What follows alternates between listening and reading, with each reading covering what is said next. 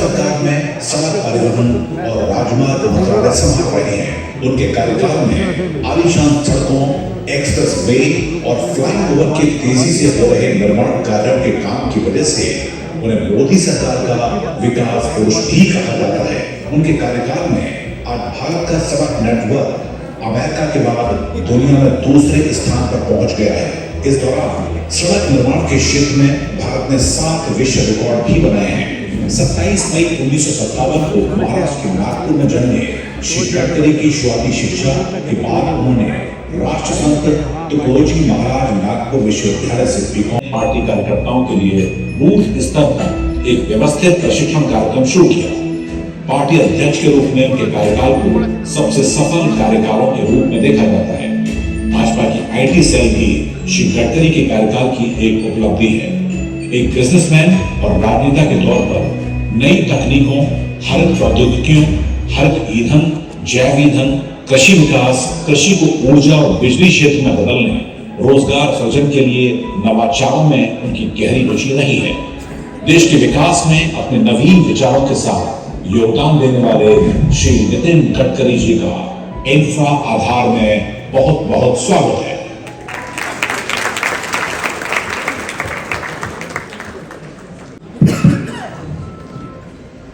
एक छोटी सी फिल्म है मेकिंग ऑफ नटराज।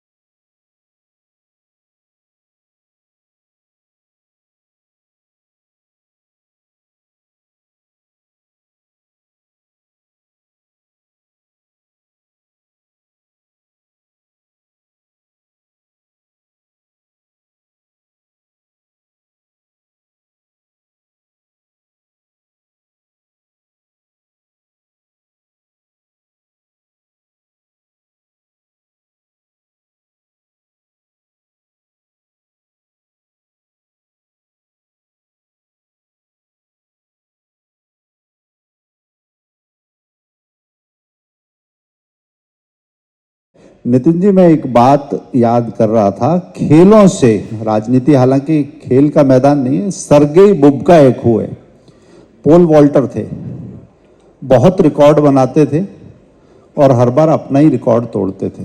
भारतीय राजनीति में भी एक सर्गेई बुबका की तरह से आपकी छवि है। आप रिकॉर्ड बनाते हैं और बहुत रिकॉर्ड तोड़ते हैं। आपने 7 विश्व कीर्तिमान बनाए हैं। वो विश्व कीर्तिमान किस मायने में अनूठे हैं और कैसे हैं, मैं चाहूंगा कि आप स्वयं आज इस सभागार में लोगों से साझा करें। ये रिकॉर्ड कोई तय करके नहीं बने और रिकॉर्ड मैंने बनाए, केवल ये भी सच नहीं है। जो हमने बीजापुर सोलापुर रोड बनाया, सिंगल लेन रोड, तो वो कॉन्ट्रैक्टर, इंजीनियर्स सब ने मिलकर काम किया। अभी मुंबई वडोदरा में हमने सीमेंट कंक्रीट का जो काम किया रोड का, वो भी रिकॉर्ड ब्रेक हुआ। ये जो रिकॉर्ड लगातार हो रहे हैं, इसका सबसे बड़ा कारण ये है, हमारे टीम में, यानी आपको विशेष रूप से आप इसलिए ज़्यादा परिचित है कि मैं एक थोड़ी किताब लिख रहा हूँ, क्योंकि मुझे बहुत फॉरेन जर्नलिस्ट जब पूछते हैं कि इतने रिकॉर्ड बने, इतना काम करते हो तो कैसा होता है, तो मैं जिन लोगों ने मुझे जीवन में जिनसे कुछ सीखने के लिए मिला, जिनको मैं अपने आइकॉन मानता हूँ, उसमें बाला साहेब देवरस जी के मैं सानिध्य में रहा। यशवंतराव केड़कर जी के साथ मैंने काम किया, दत्तोपंत जी के साथ काफ़ी मेरा संपर्क रहा, मदन दास जी के साथ मेरा संबंध था और दत्ता जी डिडोकर इनके साथ संपर्क था, सदाशिव देवधर। तो सबसे बड़ा कंसेप्ट ये है कि रिकॉर्ड हुए इसका कारण हमारा एक सिखाया गया था कि ए नाम के व्यक्ति ने ए स्क्वायर काम किया और बी नाम के व्यक्ति ने बी स्क्वायर काम किया, तो total work is a square plus b square. पर जब a and b comes together, thinks together and works together, a plus b bracket में स्क्वायर, इसका जवाब आता है a square plus b square plus twice a b, and this twice a b is a result of collective team spirit. सामूहिकता है, सहृदयता है, समन्वय है, म्यूचुअल ट्रस्ट है, distribution of work and division of power के कंसेप्ट है। आपको आजकल मैं एक बहुत अच्छा उदाहरण याद रखता हूँ, ये स्टारबक्स का। मैंने उनकी किताब पढ़ी और मैं इस सब बातों में संघ और विद्यार्थी परिषद को देखता हूँ। मैं बहुत सामान्य व्यक्ति हूँ। वो स्टारबक्स ने एक बात कही कि जब तुमको सक्सेस मिलता है तो इसकी खुशी अगर सबसे ज़्यादा आपको ही होती होंगी, then that success is meaningless. पर जब आपको सक्सेस मिलता है तो आपसे ज़्यादा उसकी खुशी आपके सहयोगियों में, आपके कार्यकर्ताओं में, आपके मित्रों में होती है। It is the true meaning जो सक्सेस का सही अर्थ है। पर मैं अब जब हार्वर्ड यूनिवर्सिटी में बोलता हूँ या वर्ल्ड की यूनिवर्सिटी में बोलता हूँ, मुझे अभी 6 डिलीट मिल गई। अब 7वीं अभी आसाम के एक यूनिवर्सिटी की मिली है, मुझे जाना है। तो मुझे जब ये लगता है तब मैं लगता हूँ ये किस कारण है। तो ये सक्सेस यशवंतराव केड़कर ने बताई हुई टीम स्पिरिट, मिलकर काम करना, सामूहिकता, समन्वय, सौहार्द, सहिष्णुता, म्यूचुअल इंटरेस्ट, म्यूचुअल ट्रस्ट, ये जो छोटी छोटी बात मुझे संगठन में सीखने के लिए मिली, वो मेरी कारपोरेट या ये जो मैंने काम किया इस काम की स्ट्रेंथ बनी। Worli Bandra sea link project, Mumbai Pune express highway, 55 flyovers. मैं आज भी मानता हूँ कि आप हमारे यहाँ हम कहते हैं ना, कार्यकर्ता को हम उसके गुणों दोषों के साथ स्वीकारते हैं, और ऑर्गेनाइजेशन हमको ऐसी बनानी है कि स्वीकार किए हुए कार्यकर्ताओं के गुणों को बढ़ाना है और दोषों को कम करना है और व्यक्ति निर्माण करना है। Is the biggest strength of politics, social work and business. आपको कितने बड़े अवार्ड मिलते हैं या कितना आपको पुरस्कार मिलता है, इससे ज़्यादा छोटा सा सामान्य कार्यकर्ता व्यक्ति आपके ऊपर प्रेम करता है, that is to be the biggest strength of politics, business और सोशल वर्क। और मुझे इस बात की खुशी है कि मैं इस बात को ध्यान देता हूँ। मुझे अटल बिहारी वाजपेयी जी ने एक बार बताया था, मैं उनके साथ प्रवास करता था, यंग था, और अटल जी की सभाएं होती थी, उनकी व्यवस्था में रहता था। तो उन्हें बोलते बोले, नितिन एक बात याद रखो कि घर पर जितने लोग मिलने के लिए आए हैं, आप कितने भी जल्दी में हो, उनको बिना मिले कभी मत निकल जाओ। एक एक 2-2 आधा मिनट, कम 25 सेकंड मिलो, बात करो, सुन लो, और सबको मिलने के बाद घर से निकलो। ये छोटी छोटी बातें हैं। प्रॉब्लम क्या है कि it is a modern concept of management, और मैं अब वो सब बातों को इकट्ठा करके मैंने उसकी किताब तैयार की है कि ये जो कारपोरेट और मेरे प्रोफेशनल जीवन के जो अनुभव आए पॉलिटिकल लाइफ में, उसके आधार पर ये क्या क्या संस्कार हुए, क्या क्या अनुभव आए और इसका उपयोग कैसे हुआ। आपको मालूम है, मराठी में एक सुंदर गीत है, असो आम्ही सुखाने पत्थर पायातील, मंदिर उभविणे हेच आमुचे शील। यानी हम ये मंदिर के, ये बिल्डिंग के हम पत्थर है जमीन पाइवे के, पर ये मंदिर बनाना यही हमारा शील है, यही हमारा कैरेक्टर। ये गीत उनका था। और मैट्रिक में मुझे 52% ही मार्क मिले। मेरी एम्बिशन थी कि मैं इंजीनियर बनूं, पर इंजीनियरिंग कॉलेज में साइंस ग्रुप में 50% से ज़्यादा मार्क चाहिए थे और मुझे 49.26% मिले, क्योंकि मैं वो इमरजेंसी में ही चला गया। तो मैं डिस्क्वालीफाई हुआ इंजीनियरिंग के एडमिशन को, और आज मुझे जब 6 डिलीट मिल गई तो अभी मैं डॉक्टर नहीं लगा था। तो मैं इसलिए नहीं लगा था कि मुझे अभी वो भी बात आ गई, the person who is disqualified for engineering admission, how he can become a doctor. बहुत सुंदर। जो लोग पूछते हैं, आप इलेक्ट्रिक बोल रहे हैं, हाइड्रोजन बोल रहे हैं, मिथेनॉल बोल रहे हैं, इथेनॉल बोल रहे हैं, बायो सीएनजी, बायो, सबको बोल रहे हैं, तो क्या होगा? मैंने बोला आप चिंता मत करो, आप सब में कितना भी दम होके आप करेंगे तो भी 16 लाख करोड़ का इंपोर्ट 5 साल में 25 लाख करोड़ का होगा। क्योंकि गाड़ियों की संख्या, ऑटोमोबाइल की ग्रोथ इतनी बड़ी हुई कि जब मैं मंत्री बना, ये मेरे पास ही डिपार्टमेंट है, तब 4.5 लाख करोड़ की इंडस्ट्री थी, आज 12.5 लाख करोड़ की हुई है। पहले हम 7वें नंबर पे थे। यही आत्मनिर्भर भारत है, यही हमारी इकोनॉमिक डेवलपमेंट है। आज हम तीसरे नंबर पर है। 2 महीने पहले हमने जापान को पीछे डालकर हम तीसरे नंबर पर हैं। पहले नंबर पर अमेरिका, दूसरे पर चाइना, तीसरे पर भारत और चौथे पर अब जापान। और मैं ये मिशन के रूप में मानता हूँ। आज ही मैं ऑटोमोबाइल के कंपनियों के साथ कार्यक्रम में गया था। इंडिया को वर्ल्ड का नंबर 1 ऑटोमोबाइल मैन्युफैक्चरिंग हब बनाना। 4.5 लाख करोड़ युवाओं को रोजगार दिया है। सेंट्रल और स्टेट गवर्नमेंट को सबसे ज्यादा टैक्स जीएसटी के रूप में देते हैं। 4.5 लाख करोड़ का हमारा एक्सपोर्ट है। और आने वाले समय में हम वर्ल्ड के नंबर 1 बनेंगे और दुनिया के सभी car, scooters, truck, tractors Hindustan में बनेंगे और सब देशों में यहाँ से निर्यात होंगे। वो दिन अब दूर नहीं है। अभी हम लोग we are not going for petrol and diesel, 100% हम इलेक्ट्रिक पे जाएंगे। हमारी इलेक्ट्रिक बसेस 5 साल के अंदर दिल्ली में आपको डीजल बस दिखेगी नहीं, इलेक्ट्रिक ट्रक आएंगे। और अभी तो मैं दिल्ली से जयपुर वो केबल, इलेक्ट्रिक केबल डालकर इलेक्ट्रिक हाईवे बना रहा हूं और डीजल बस से 30% टिकट कम करके आप बिजनेस क्लास में बैठकर 1.25 घंटे में जयपुर पहुंचोगे। पिछली बार मैं इतना कन्विंस हो गया कि आपने बोला इलेक्ट्रिक गाड़ी, मैंने इलेक्ट्रिक गाड़ी खरीद ली। और आपको एक बात बता दूं, नहीं, मैं अभी पूछता हूं कि उसके बाद अभी उसका जो इंफ्रास्ट्रक्चर है और आपके इंफ्रास्ट्रक्चर की कल्पना है। आपने गाड़ी बनाने की बात कही, अभी एक आप इलेक्ट्रॉनिक वाहन का एक हाईवे आप ग्रिड पूरा बना रहे हैं। वो सपना कैसा है? क्योंकि हरी नंबर प्लेट तो दिखने लगी है, मगर हरी नंबर प्लेट के साथ अगर नेटवर्क नहीं मिलता तो चेहरा पीला भी पड़ जाता है। मैं एनएचआई के चेयरमैन से बात कर रहा था, पैसे कैसे कमाना, हाथ जेब में 1 रुपया न होने के बाद भी 10,000 करोड़ का काम कैसे करना, ये मेरे पास कोई ना कोई उपाय होता है। तो उन्होंने मुझे कहा कि साहब मैं जाता हूँ अनेक जगह, अपने रोड पर नेटवर्क ही नहीं आता मोबाइल का। आपने कहा, मैंने बोला एक काम करो, एक जॉइंट वेंचर में कंपनी बनाओ और ये जो टेलीकम्युनिकेशन कंपनी उसको बोलो हमारे रोड पर तुम्हारा टावर खड़ा करो और यहाँ से जितना होगा आधा पैसा तुम्हारा आधा हमारा। अब मैं इलेक्ट्रिक हाईवे भी बीओटी में बना रहा हूँ, इलेक्ट्रिक हाईवे में। हाँ, और एक कंपनी आ भी है आगे और मैं पैसे कमाऊंगा उसमें से। देखो आपको एक बात बताता हूं कि ये मथुरा है, मथुरा में 80 mld स्लज, जो गंदा पानी था टॉयलेट का, मैं वाटर रिसोर्स मंत्री था, मुझे सब अधिकारियों ने कहा ये होगा नहीं। मैंने एक हाइब्रिड एन्युटी में प्रोजेक्ट शुरू किया वहाँ और उसमें जो सीवेज वाटर था वो शुद्ध करके इंडियन ऑयल को बेचने का तय किया। वो साल के 20 करोड़ दे रहे हैं और त्रिवेणी इंजीनियरिंग कंपनी ने टेंडर जीता। 40% सरकार ने दिया, 60% उसने लाया।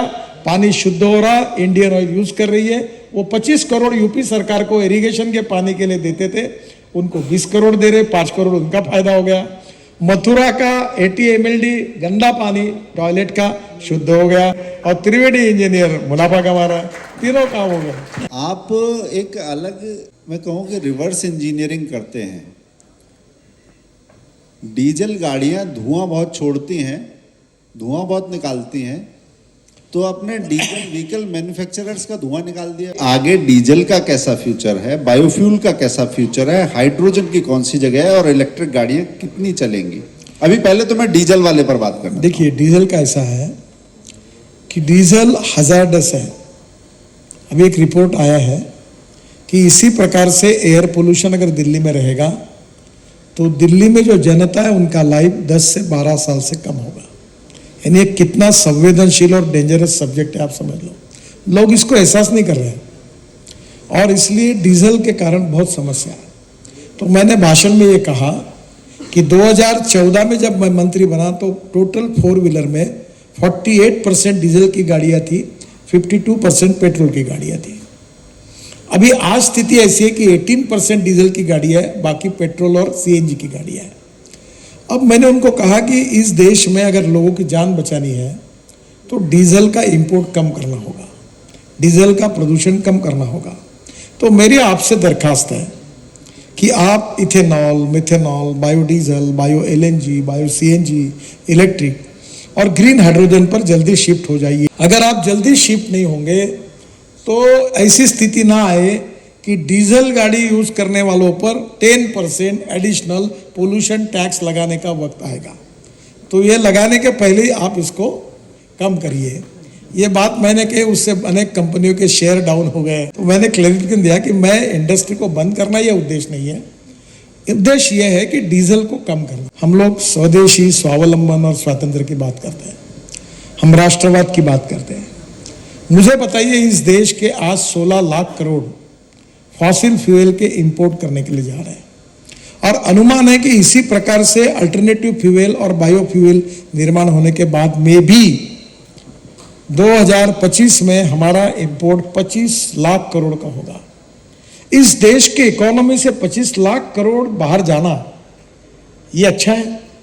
मैं ये मानता हूं कि राष्ट्रवाद और स्वदेशी का सही विचार ये है कि इंपोर्ट को कम करना और एक्सपोर्ट को बढ़ाना, और ethics, economy, ecology and environment, these are the 3 important pillars of the society. एक तरफ इकोनॉमी को डेवलप करना है, दूसरी तरफ value based education, value based परिवार पद्धति, संस्कार जो हम सब काम करते हैं, उसके आधार पर भारत में भविष्य के नागरिक को व्यक्ति निर्माण में संस्कारित करना है, और तीसरी ओर इकोलॉजी और एनवायरनमेंट को प्रोटेक्ट करना है। और इसलिए 2 इंपॉर्टेंट फिलॉसफी है। One is knowledge to wealth, innovation, entrepreneurship, science, technology, research, skill and successful practices, we name it as knowledge, and conversion of knowledge into wealth is the future. और दूसरी बात है, no material is waste and no person is waste. It is depending upon the appropriate technology and appropriate vision of the leadership that you can convert waste into wealth. अभी हमने दिल्ली का ring road बनाया, UR2, Panipat के बाद शुरू होता ना, उसमें दिल्ली में कचरे के माउंटेन है।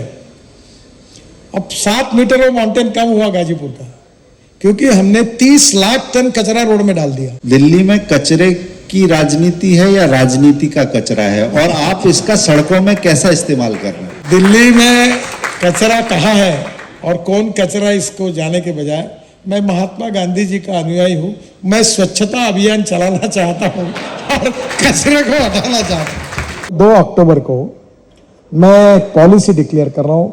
गांधी जी के विशेष रूप से हम उनको याद करते हैं कि मैं ऐसी पॉलिसी तैयार कर रहा हूँ कि नगर परिषद में, म्यूनिसिपल कॉरपोरेशन में जहाँ जहाँ कचरा होगा वो पूरा कचरे को हम लोग सेग्रीगेट करेंगे और रोड कंस्ट्रक्शन में यूज करेंगे और देश का कचरा समूल नष्ट करेंगे। आज और एक अच्छी बात हुई, ये राजनीति में एक उद्घोष है कि देश का कचरा समूल नष्ट करेंगे। राजनीति वाले की बात कर रहे हैं, कचरे की बात कर रहे हैं? म्यूनिसिपल गार्बेज की बात कर रहा हूँ। देखो, राजनीति में किसको कचरा करना और किसको नहीं करना है तो जनता तय करती है। नहीं, यहीं पर अगली बात है कि जिनका कचरा कर दिया वो भी, और जिन्हें सुरखाब के पर लगा दिए, जिन्हें मोरपंख लगा दिया वो भी। आपका किसी से खराब संबंध नहीं है, ये मैनेजमेंट का कौन सा मंत्र है? ये कोई मैनेजमेंट नहीं है, मुझे भी आश्चर्य लगता है। देखो, मैं संघ का स्वयंसेवक हूँ, विद्यार्थी परिषद का कार्यकर्ता हूँ। मेरा कन्विक्शन है politics of convenience and politics of conviction, तो मैं पॉलिटिक्स ऑफ कन्विक्शन वाला हूँ। तो मुझे भी, पर मैं एक बात समझाऊं, आप सत्ता और विपक्ष के चक्कर में नहीं पड़ते, राजनीति में आपके संबंध किस तरह? मैं आपको, मुझे आश्चर्य लगता है, 75 मेंबर ऑफ पार्लियामेंट, ओवैसी से लेकर CPM, जितने पार्टी के सब बोले उस दिन। तो मैं उस दिन पार्लियामेंट में नहीं था, तो मुझे ओम बिरला जी का फोन आया। अरे बोला, आप कहाँ हो? मैंने बोला वो VK सिंह जवाब देंगे, मैं जरा कार्यक्रम से इधर आ गया। नितिन जी, पहली बार देश के इतिहास में संसद में हर पार्टी का आदमी तुम्हारी तारीफ कर रहा है, तुम्हारे लिए अच्छा कह रहा हूँ, कम से कम तुमने रहना चाहिए यहाँ। तो मैंने बोला मुझे कैंसिल करने वाला, बोला आप कैंसिल करिए, आप आइए। मैं दोपहर को बाद आया, फिर दूसरे दिन, और मैं सभागृह में था। तो मैंने भाषण में कहा कि मेरी आइडेंटिटी क्लियर होने के बाद में भी आप जो मेरे वैचारिक विरोधक है वो भी मुझे अच्छा कह रहे हैं, मैं आपको बहुत बहुत धन्यवाद देता हूँ। इसका कारण ये है, वो भी फिर अपने संस्कारों से ही है कि सही काम होगा। मुझे वसंतराव भागवत, हमारे संगठन मंत्री थे, प्रचारक थे, अपने महाराष्ट्र में जनसंघ के समय थे, वो मैं यंग था, बोले नितिन याद रखो कि जो सही काम है, कानूनी काम है, वो किसका भी हो वो होना चाहिए, जो गैर कानूनी है वो अपने का भी नहीं करना चाहिए। तो मैं वही बात को लेकर चलता हूँ कि अगर सही काम होता है तो कर देता हूँ। तो लोगों को अच्छी खुशी होती है कि भाई ये बीजेपी वाला होने के बाद मैंने काम कर दिया। तो मुझे वही संस्कार है कि सही काम किसी का वो करना चाहिए। तो मुझे लगता है लोगों में अगर ये काम होता है तो विश्वास आता है, प्रेम आता है। और अब मुझे बड़ी खुशी हुई कि मुझे देश की जितनी विपक्ष की पार्टियां हैं, सब नेता, अनेक बार अब कुछ बातें मैं आपको बता सकता हूँ, कुछ बताना उचित नहीं है, पर मैं कभी बोलूं तो कोई काम टालता नहीं, वो काम हो जाता है। देखो मेरी सोच ऐसी है कि you can bend the law up to the last limit of breaking point.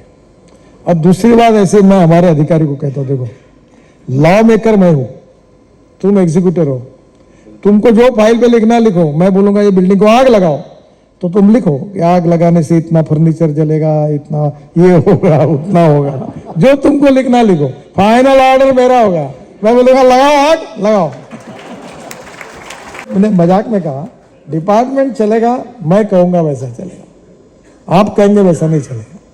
मैं आपको सुनूंगा, अगर सही लगेगा तो मैं बदल जाऊंगा, और उसके बाद भी लगता है मुझे तो मैं अपना ऑर्डर लिख दूंगा। बिल्डिंग में आग लगाने की बात कही, कुछ लोग इस देश में आग लगाना चाहते हैं और उन्होंने इंडिया और भारत की बात अभी करना शुरू किया। और मैं ये प्रश्न उन नितिन जी से कर रहा हूं जिनके BS6 स्टैंडर्ड में भी भारत है, जिनकी भारत माला में भी भारत है। बिल्कुल इस पूरे विमर्श को नितिन जी कैसे देखते हैं? देखिए मैं आपको एक बात बताता हूँ, पॉलिटिक्स इज ए गेम। इसमें एस जो है सनातन का तो नहीं है? देखिए politics is a game of compulsion, contradictions and limitations. जो विपक्ष में रहते हैं उनकी अपनी भूमिका रहती है, रूलिंग पार्टी में रहती है अपनी भूमिका रहती है। और जब एक बात मैंने एक बार ये बोला था कि we are the architect of the opposition unity. हम जो स्ट्रांग बन रहे हैं उसके कारण जो वीक लोग हैं वो साथ में आके अलायंस कर रहे हैं हमारे डर के कारण। तो लोकतंत्र में होता ही है, जनता की अदालत में जो फैसला होगा वो होगा। उनको अपनी बात कहने का अधिकार है, हमको हमारी बात कहने का अधिकार है। आज हम रूलिंग पार्टी में हैं, हम अच्छा सरकार, good governance, development, e governance, और हम अपना गरीब गांव, गरीब मजदूर, किसान के लिए अंत्योदय के रूप में काम कर रहे हैं। हमारा इवैल्यूएशन जनता करेगी, उनका इवैल्यूएशन जनता करेगी। अब उसका एक राजनीतिक पक्ष हो गया। दूसरी बात, भारतमाला 1 आपने कीर्तिमान बनाया था, अब भारतमाला 2 पर काम कर रहे हैं। मैं चाहूंगा कि उसके विषय में थोड़ा सा। कैसे है कि भारतमाला 1 और भारतमाला 2 एक प्रोग्राम है। अभी जैसे मेरे पास काफी लंबी लिस्ट है कि हम लोग देश में कितने हाईवे बना रहे हैं।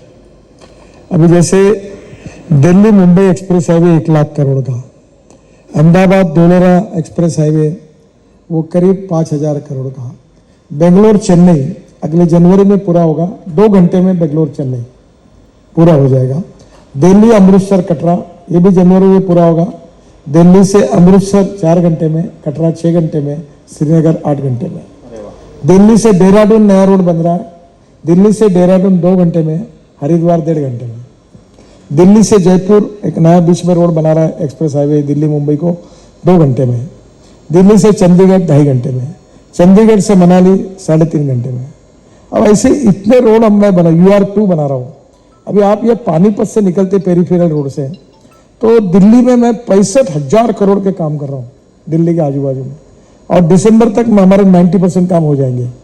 तो ये वहां से एयरपोर्ट जाने के लिए 2 घंटे लगते हैं। अब ये UR2 से आप आएंगे तो 15 मिनट में शिव मूर्ति में, और 5 मिनट में एक टनल बन रही पूरी, वो जो शादियां होती है वो रोड पर 8 लेन ऊपर 8 लेन नीचे, और वो 24 लेन बन गई है। वहां से डायरेक्ट T3 पे टनल जाएगी, तो आप 20 मिनट में एयरपोर्ट जाओगे, 2 घंटे का और 20 मिनट का। और उसी रोड से सीधा द्वारका एक्सप्रेस हाईवे से आप डायरेक्ट दिल्ली मुंबई हाईवे पे जुड़ेंगे। तो ये क्या है कि इतने प्रोजेक्ट्स है, इसकी डिटेल लिस्ट आपको लेके देता हूं मैं। अरुणाचल, मेघालय, त्रिपुरा, हम जम्मू कश्मीर में केवल जम्मू और श्रीनगर के बीच में हम 18 टनल बना रहे हैं, उसमें से 14 बन गई। अब आपको एक अच्छी बात बताता हूं जो आपको बहुत अच्छी लगेगी। कश्मीर से कन्याकुमारी, ये हमारे भाषण में हम पोपट जैसा बोलते थे, कश्मीर से कन्याकुमारी, कश्मीर से कन्या, ये बड़ा सबके भाषण में आता था। अब पहली बार मुझे अच्छा लगा कि मनाली से रोहतांग पास जाने के लिए, ये हरपाल सिंह जी बैठे, इन्होंने बहुत अच्छा काम किया BRO में, तो मनाली से रोहतांग पास जाने के लिए 3.5 घंटे लगते हैं। अभी हम 9 मिनट में जाते हैं अटल टनल से। अटल टनल से हाँ, बहुत अच्छी बना है। अब अटल टनल से हम निकलेंगे तो हम 5 टनल बना रहे हैं, तो हम आएंगे लद्दाख और लेह। लद्दाख और लेह से रोड अच्छा बन रहा है, वहां से आएंगे झोजिला, कारगिल के नीचे। वो एशिया की सबसे लॉन्गेस्ट टनल है, 12 किलोमीटर, 70% काम हो गया। उसमें 5,000 करोड़ हमने बचाए। उस टनल से बाहर निकलेंगे, फिर जेडमोर टनल आएगी। जेडमोर टनल से बाहर निकलेंगे, फिर श्रीनगर आएंगे। फिर श्रीनगर से जम्मू के रोड पर 18 टनलें, 14 पूरी हो गई, 4 अभी दिसंबर तक हो जाएगी। तो फिर हम आ जाएंगे कटरा, दिल्ली कटरा रोड पर। और कटरा के वो जो जम्मू श्रीनगर रोड पर कटरा का जो जंक्शन है, वहां से सीधा हम निकलेंगे, अमृतसर से दिल्ली आएंगे, और दिल्ली से दिल्ली मुंबई हाईवे से सूरत जाएंगे। और सूरत से निकलकर हम नया रोड बना रहे ग्रीन, उसका काम शुरू हो गया। सूरत से नासिक, नासिक से अहमदनगर, अहमदनगर से सोलापुर, सोलापुर से कर्नूल, और काम भी शुरू हुआ 5-6 पैकेज में उधर। और कर्नूल से त्रिवेंद्रम, कोचीन, कन्याकुमारी, चेन्नई, बेंगलोर, हैदराबाद, पूरे साउथ को जुड़ेंगे। और Delhi to Chennai distance 312 kilometre कम होगा।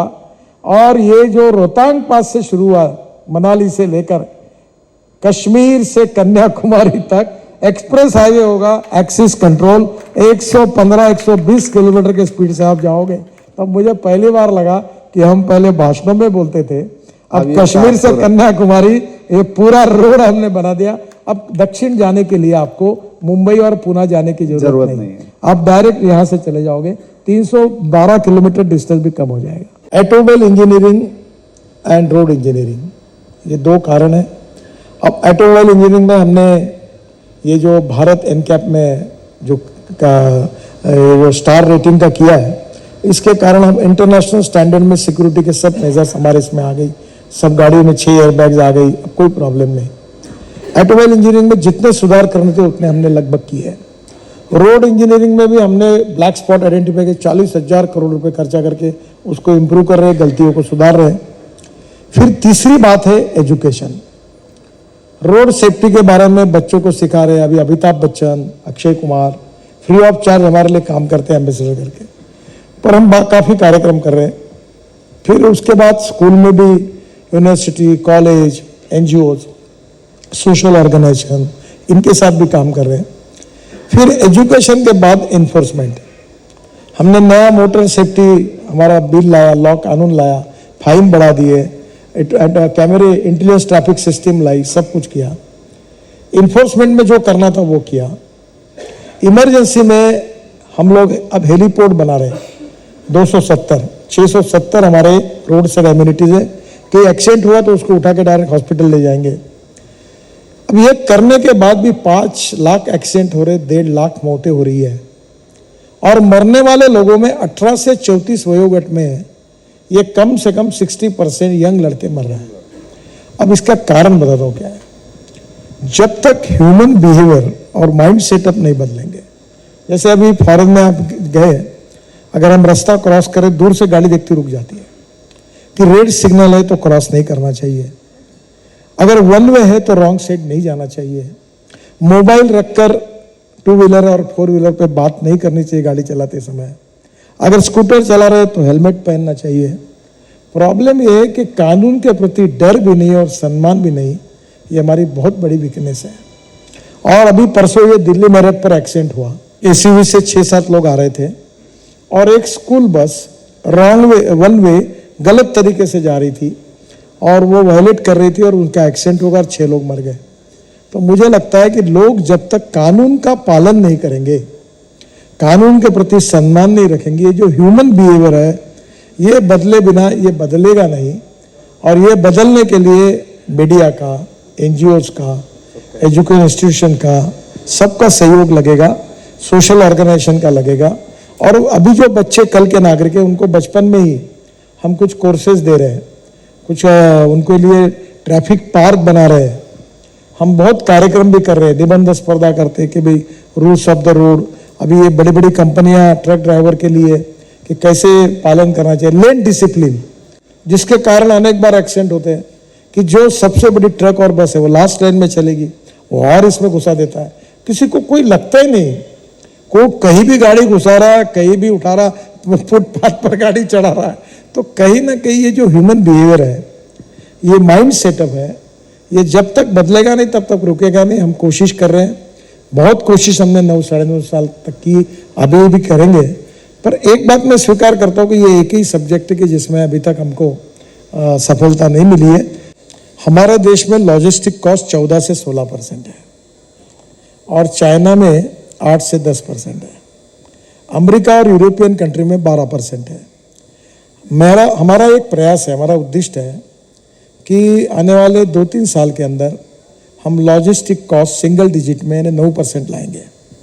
अगर हमने ये 4-5% कम कर दी तो हमारा एक्सपोर्ट 1.5 गुना बढ़ेगा। हमारा गेहूँ, हमारा चावल, हमारा इथेनॉल, हमारा हैंडलूम, हमारा हैंडीक्राफ्ट्स सब एक्सपोर्ट होगा और आज हम एक्सपोर्ट में बहुत बढ़ रहे हैं। तो ये जो रोड बनेगा, इससे किसानों को फायदा होगा, रोजगार निर्माण होंगे, इकोनॉमिक ग्रोथ होगी, जीडीपी बढ़ेगा और एक प्रकार से एग्रीकल्चर ग्रोथ रेट भी बढ़ेगा। तो ये हमारे लिए बहुत विन विन सिचुएशन है। अब ये जो रोड है, ये सभी देशों ने मान्यता दी। मेरी जयशंकर जी से बात हुई, मैंने उनको कहा आप हमको लेटर दो, फिर हम इसका अध्ययन करेंगे सभी देशों को कॉन्फिडेंस में लेकर।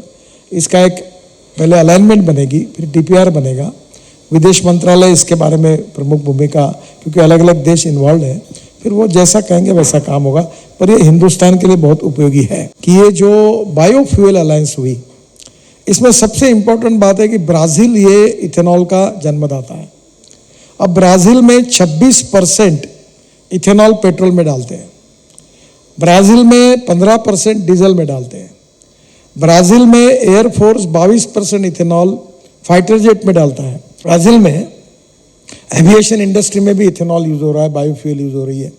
अब उसके स्टैंडर्ड्स, उसकी टेक्नोलॉजी, पंजाब, हरियाणा और पश्चिम उत्तर प्रदेश को लेकर ये जो परली है, इससे बायो सीएनजी और बायो एलएनजी बनाने के 185 प्रोजेक्ट प्रोसेस में है और 36 प्रोजेक्ट पूरे हुए हैं जो परली से बायो सीएनजी और बायो एलएनजी बना रहे हैं। इसमें ट्रैक्टर, बसेस, ट्रक चलेगी। तो हमारे पास जो टेक्नोलॉजी है हम उनको देंगे, उनके पास जो टेक्नोलॉजी है वो हमको मिलेगी, उनके जो स्टैंडर्ड्स है वो हम अडॉप्ट करेंगे, हमारे जो स्टैंडर्ड्स तैयार किए वो अडॉप्ट करेंगे। तो cooperation, coordination and communication between this 20 country कि श्रीलंका और बांग्लादेश हमारे नज़दीक है। अब बांग्लादेश के प्रधानमंत्री से मेरी मुलाकात हुई तो उन्होंने बुलाया था मुझे, तो मैंने उनको एक सजेस्ट किया कि हमारी नुमालीगढ़ जो रिफाइनरी है वहाँ बाम्बू से इथेनॉल बनता है, बहुत सक्सेसफुल हुआ और बाम्बू नॉर्थ ईस्ट में है। तो मैंने उनको कहा कि आप 20% इथेनॉल वहाँ से पाइपलाइन डालिए बांग्लादेश को पेट्रोल डीजल देने के लिए। तो मैंने कहा भाई 20% इथेनॉल डाल दो पेट्रोल में, तो पेट्रोल की कॉस्ट कम होगी और बांग्लादेश का पोल्यूशन भी कम होगा और भारत का फायदा भी होगा। तो श्रीलंका और बांग्लादेश को अगर इथेनॉल मिश्रित पेट्रोल भेजेंगे तो हमें एक्सपोर्ट बढ़ेगा, 2 पैसे हमको मिलेंगे, उनका भी पैसा बचेगा और पोल्यूशन भी कम होगा। लखनऊ से बाराबंकी एक बहुत अच्छी सड़क जाती है, मगर वो इतनी अच्छी सड़क फाइनली राम जी के मंदिर अयोध्या ही जाती है। तो ये विकास का रास्ता इस आध्यात्मिक देश में अंततः कहाँ जाता है? आपने बोल दिया इसलिए मैं बोल रहा हूँ।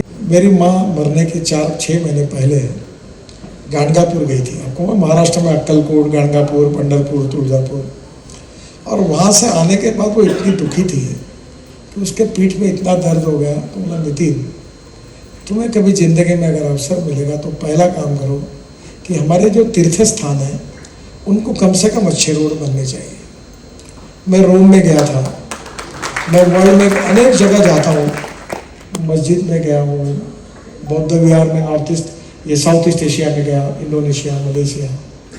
मेरे मन में एक डर था कि हमारे तीर्थ स्थल जो है वहाँ अच्छे रोड में, मैंने प्रायोरिटी से किया बद्रीनाथ, केदारनाथ, गंगोत्री, यमुनोत्री, 4 धाम।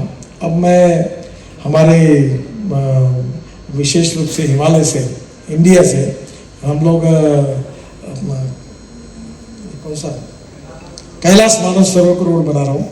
फिर पंढरपुर, तुळजापुर, अक्कलकोट, गाणगापुर सब बना दिए। बुद्ध सर्किट 22,000 करोड़ का, जहाँ भगवान गौतम बुद्ध का जन्म हुआ, जहाँ उनको सब रोड बना दिए। अयोध्या में मैं 35,000 करोड़ के आजू बाजू रोड बना रहा हूँ, जहाँ सीता के जनक राजा के गांव तक नेपाल में घुसकर रोड बना रहा हूँ। फिर राम वनवास में गए वो रोड बना रहा हूँ, फिर पंचक्रोशी परिक्रमा का रोड बना रहा हूँ, फिर अब मथुरा आ रहा हूँ। तो जैन धर्म, बौद्ध धर्म, फिर मैंने अमृतसर में, ये दिल्ली हमारा कटरा रोड अमृतसर के अंदर नहीं जा रहा था, 4 गुरुद्वारा उसमें इम्पोर्टेंट है जो गुरु गोविंद सिंह जी के इतिहास से जुड़े हुए हैं। तो मैंने वो रोड का ये भी बना और अंदर पे ये गुरुद्वारा भी हमारे हाईवे पे जुड़ने चाहिए, वो भी लिए। तो सब धर्म के, चाहे मुस्लिम धर्म के भी देवस्थानों, सबको जोड़कर मैं ये मानता हूँ कि तीर्थाटन करने वालों की संख्या 4 गुना ज्यादा इस देश में बढ़ेगी, इतने अच्छे रोड बन गए हैं। मानस सरोवर जाने का कार्यक्रम करिए और निश्चित रूप से आप हिंदुस्तान से जा सकोगे। 85% काम हो गया पूरा, कठिन है वहाँ -8 डिग्री टेम्परेचर।